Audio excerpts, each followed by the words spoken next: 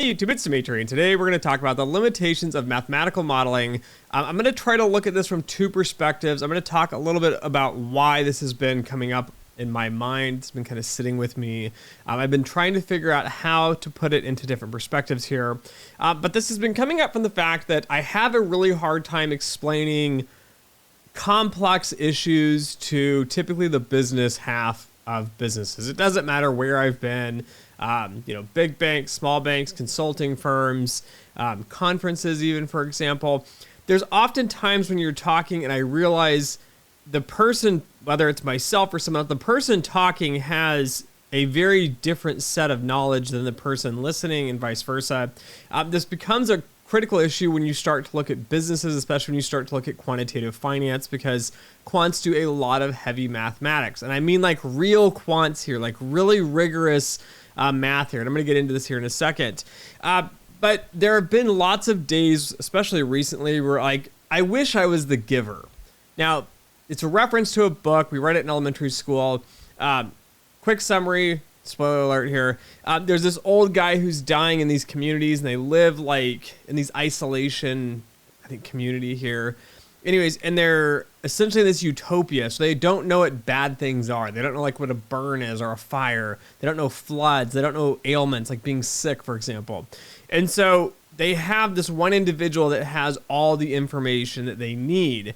And then the individual is starting to get old and is going to pass away, and so you end up having this younger individual that's become the new giver here.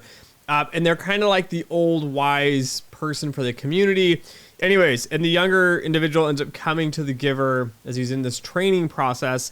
And if I remember correctly, it's like the giver put his hands on his back and he has to lay down. And he essentially transferred like the memories through his hands to the younger individual. And so the older one is known as the giver. He's giving all these sorts of information and knowledge. I wish it was this easy. Things are so complex. I think often it's hard to be able to explain things and put it into perspective and cover all the knowledge possible. So this becomes a critical problem with quants because, you can see, I guess, partially here, I have tons and tons of textbook over here. You think about school, right? You go through standard schooling. So you do, kindergarten or whatever, and you do 1 K through 12, so I guess kindergarten through 12th grade in the United States here. And then, you have 4 years of an undergrad. And then on top of that, you should be doing 1.5 years, 2 years master's at the minimum. And then some individuals are going to have a PhD on top of that. So in the US, it could be another 5 to 7 years. So, education-wise is long. That being said, those in quantitative finance typically get very rigorous, very focused sorts of education. Now, there are a lot of master's programs out there that they're business degrees, let's be honest with it. They teach everything under the sun at very high levels. But when you have a very rigorous background and you're doing something extremely technical, and you have all these years of training, and then after the training you come out and you still need years of hands-on experience and challenges, having a good mentor to get you through these sorts of processes and learn and explore, it's hard. There's a lot of information to unpack, and unfortunately when you work with business people or the business half of the business, right? Quants typically work for a business half. It's very hard to unpack all that information in a clear and concise way. Now, I think it's entertaining because people will tell me consistently, Dimitri, you're not great at explaining this. I just don't understand. I don't get it. And then I go on YouTube or I go to academia where I'm teaching these, in-depth topics, and everyone's like, you're such a good teacher. I loved your time series videos. Or, your neural networks video is great. It really helped break down how the math works behind the scenes and the theory into it. And so I have this dichotomy and this struggle here of like, how do I get more effective at providing the information to those individuals? Now, part of the struggle as well, when you look at this, I'm going to look back at 2007, 2008. Like when you look back even further, like the 2000s when the tech bubble burst. There's always going to be issues. There's always going to be people that are trying to explain to you have a problem. Now, I was at a management conference here to tie this together, and I was sitting there thinking as they're going through personality types, and we're going through corporate issues, and everyone's talking and discussing, and it hit me. There's really two perspectives here, and the quants are struggling because we get stuck sitting in the middle of this. You have the business people on one half, And their goal is to figure out how to make something work, how to make money, right? They just want to make it happen. They don't care if it's theoretically sound. They generally have zero cares about risk management, though they think they understand risk. They don't know what's going on in this. So they run full speed trying to find a solution to solve the problem, to make a dollar, to make a profit, to hit whatever goal they have, right? Annual revenue, profit margins. You think like hedge funds, for example, right? They have some sort of metric they're trying to hit, some benchmark, the water level, or whatever it's called. Anyways, they're trying to hit that. On the flip side of this, if you have a pure mathematician, I'm going to say an academic per se, the issue with this is they're going to be looking for the opposite. Academics, especially mathematicians, are looking for a reason why something doesn't work, right? They don't say, okay, this new conjecture, this new theorem, it works because it worked on one example. They say, no, we need to find a counterexample. And they will spend excessive amounts of time looking for the counterexample, right? Where is this not going to work? Math people make good risk management people that actually enjoy the rigor and enjoy the theory part of it, because they're the people that are spending all those hours doing it. I know I get complained on a lot. People say, Dimitri, you're wasting way too much time on this model, or you're wasting way too much time on this strategy here. You got to just come up with a solution and go quick. And the people telling me that's the business half. And so you can see in this, right, the business half is just looking at the glass half full. The math half, the academic half is looking at it half empty. The reality is the quants get stuck sitting in the middle of this because nobody wants to come to the middle. So oddly enough, you force those math people, those quants, to come to the middle, and you say, the business half that's running the business says, you need to communicate better. You need to come over here and understand what's going on, right? You need to understand the business. They never make the effort to go 1% to the middle. Ever. It never happens. I have not ran across, well, I'll put a caveat. There's been one or two individuals.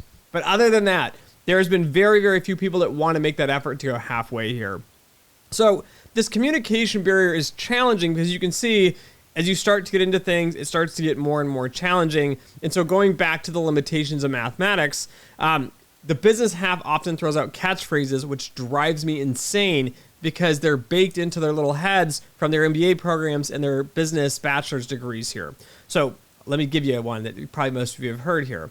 The past does not predict the future, right?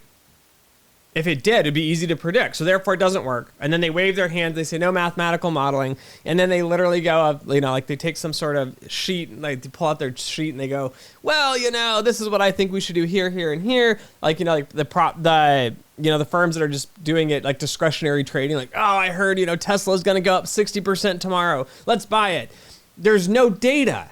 They just go off their gut, and that sort of business statement gets them there. Now, that's a very extreme outlier on the business side of it. A lot of them now have started looking at data, but I do find when we start to work in the modeling space and you're trying to convince someone to use a model, to work with a model, that sort of mentality gets thrown out there. They don't believe it, but they're looking for a scapegoat. They're looking for something, like a straw man to put up and say, hey, like data's not great, throw data down. Now, if you want to get into the mathematical pieces of this, right, you can start to get into what's called ergodic theory. So ergodic theory is the implication that, give me an example. If you take an average of a series of data across time and you take a bunch of samples of that in one point in time, the average of those two should be the same. Now, you can get more technical with this. That's a very simply dumbed down expression. You could say the distribution that the data is pulled from across time should be the exact same as the distribution of random sampling in one point in time. Now, there are entire textbooks, and I am not an expert in this. I understand the general theory. I go through some basic testing, right? I have not done a PhD in ergodic theory. I would love to do it. I would love to take off 6 months and just be reading textbooks on ergodic theory and stationarity and looking at distributions, understanding number spaces, and really getting into the theory behind it, right? It's a theory, because it doesn't apply to the business in this super easy to explain process here. Now, when you start to bake in, for example, stationarity, which I hit home with a lot of time series modeling, you start to explain it's a necessity for model development, and you go into why it's necessary and why, coefficients, for example, like beta coefficients within some sort of, let's just take Serimax for a minute. You take a Serimax regression, there are moving average, there's exogenous and endogenous pieces within the model here. That's a whole other explanation if you want to understand that. Then I have to go into why the residuals have to be white noise, which goes into the stationarity component of it. And then the inputs and the outputs of the model as well all have to be stationary, so you get a stationary framework. And based on all that testing, right, the past does predict the future, and it will work. Given all those conditions, given all those tests, and me not going into and explaining all those pieces of that, right, that's not very descriptive. I hope you guys get that. Like, if you're not on the quant side and you're listening to this, you should go, wow, you just ramble off a bunch of random stuff. This makes no sense. That's my point. To get to the depth, to get to the rigor, to understand this, it is extremely challenging. It is very frustrating.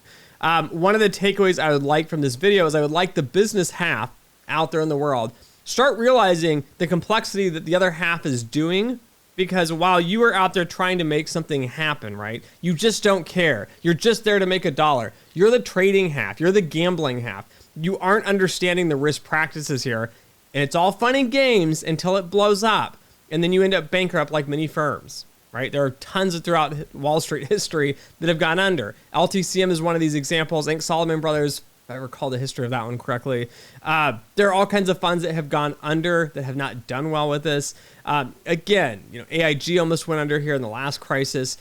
There's always this disconnect. So when you start to read like books, for example, in the 2007, 2008 crisis here, you'll start to see the finger pointing. It's always the business half pointing at the quants pointing back at the business half. Nobody takes responsibility and the whole thing melts down.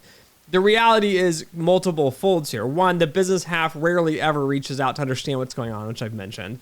The other part of it too is the rigor part. You lose it, I think, when you leave academia. It is very hard to hold on to. I am desperately grabbing onto it currently. I'm trying not to let it slip. Being in a startup has been so hard because, right, everybody wants a model quickly. The business half is pushing for that. On the flip side of that, the majority of the quant industry guys are not quants. I would not qualify the vast majority of people in the quantitative finance industry, in air quotes here. Anybody claiming there, you're not a quant, because most of you have let go of that academic piece here. And I can tell you, running a small team, it kills me every single day. My soul dies inside having to let go of these so that we can quickly hit deadlines and we can make things happen.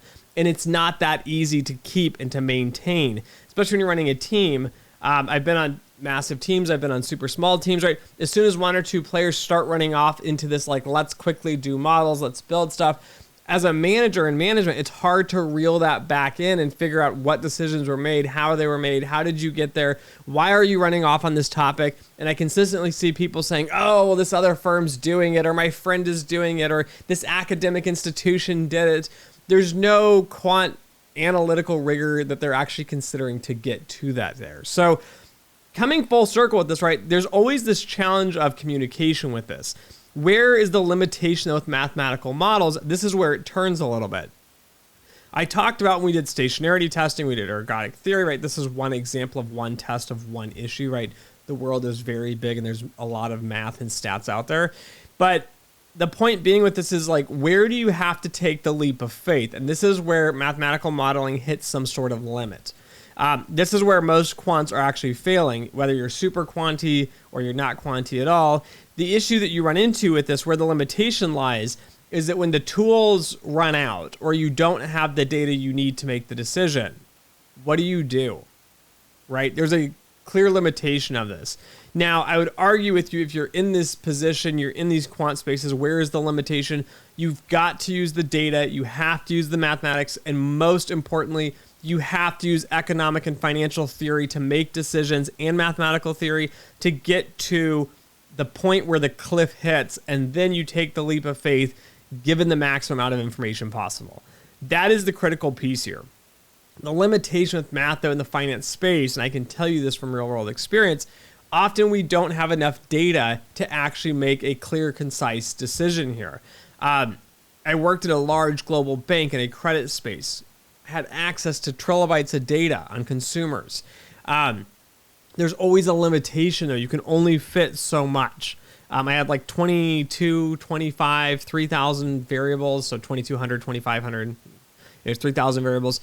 And then millions and millions of records on this. You still are having an issue to get to a model that is theoretically complete, which is the quant piece of this. And then you have to take somewhat of a leap in an understanding of what's going on And this is where the mathematical limitation lies. You have to get to that point and say, for example, in the credit modeling space, right?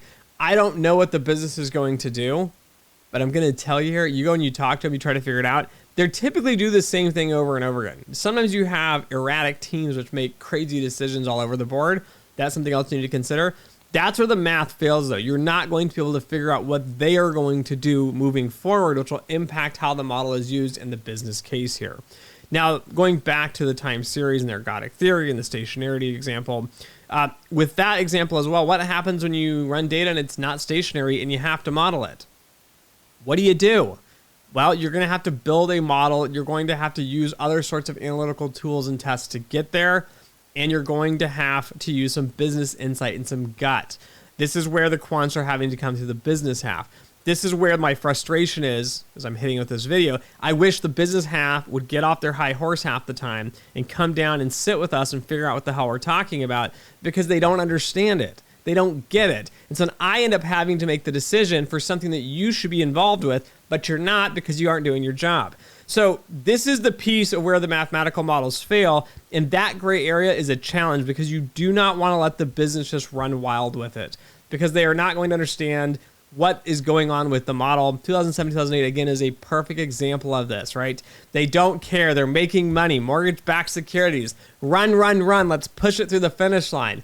And then when it all blows up, then it's like, oh, they told me the models worked and the models didn't work and the copulas didn't work. These copula models failed miserably. We didn't consider that there'd be contagion or that you have serial correlation, which is a very common, simple idea in finance. And I've seen some of the quants explaining, even in historically, they explain this to the business. They just didn't get it here. So the limitations of math, the math can take you, I think, much, much further than almost any firm is doing currently, to be honest with you guys. I've been big firm, small firm consulting. I go to conferences. I talk to a lot of people. My favorite is actually doing dinners at these conferences the night before, the night after, because you really get into like, you complain, you get the issues they're dealing with, and you understand, one, like this issue is common that I'm complaining about, the business half and the quant half and the communication and putting it all together. We all have this. The quants all have this. A lot of us are all complaining about this. The business complains about this too. Like I'll bring in business people and they have the same complaint. It's like, we get it. We're all in the same boat together. We're on this as a team, so we need to figure this out. But most importantly, I love sitting down at these conferences. I love having these discussions because you start to realize where the limitation is. You start to realize math can take you so far. Again, there needs to be, I think, more math, more rigor, more tools. I can promise you here, I don't get nearly as much time as I'd like to read and to build out more tools, right? I don't know everything, right? The math world is growing. The stats world is growing. The finance community, economics and econometrics and, programming and AI and ML, it's all booming and exploding all over the place. It's hard to keep up with any of it. So we need more time to study, but you just don't get it. And so part of this is where that limitation is. I think understanding and defining where your limitation is, you might not have all the tools to get to that point, is critical. You need to understand that. And then you do need to learn to build the relationships with the business half, to explain that to them, to talk to them, to work with them. And I know, I'm letting you know here, I feel you. I understand the frustration. I want to strangle people sometimes because I feel like they're in a hurry constantly, or they go, yeah, I know, you just said this. And like you regurgitate the same sentence back, but you're just not getting it there. So the limitations of math are limited. I think there's a lot of stuff we can do with it. Again, the theory piece has to come in full circle to really bake in the complexities of it. And models are models, right? Math and finance, not in the finance space. Finance is not a hard science. You will not predict it accurately. When I mean accurate, I mean like 95, 99% accuracy here, unless you're in some super simple space, but then competition comes in and market volume and other things with that. But the reality is, right, models are just approximations to reality. The economy, econometrics, and finance, it moves rapidly. Often it's not stationary. It's not easily predicted. So you have to be able to do some sort of math and stats test to figure out what these limitations are. Figure out the limitations of your model, which most quants don't know and don't understand. And then, of course, you have communication issues. And then the business, you can't expect them to understand it unless you explain it to them. So anyways, limitations of math. It is challenging. It is not black and white, but it will depend on how deep your tool set is, how deep the business knowledge of the problem to come to a solution. But you're going to have to take some leap of faith here. And the best quants out there are able to kind of skate those two worlds together, where you have the rigor of the math and the academia, and you don't let the standards slip, but you're also able to take some sort of leap of faith, given your data and the business expertise, to make a critical decision there. So anyways, thanks for listening. Thanks for watching. And as always, until next time.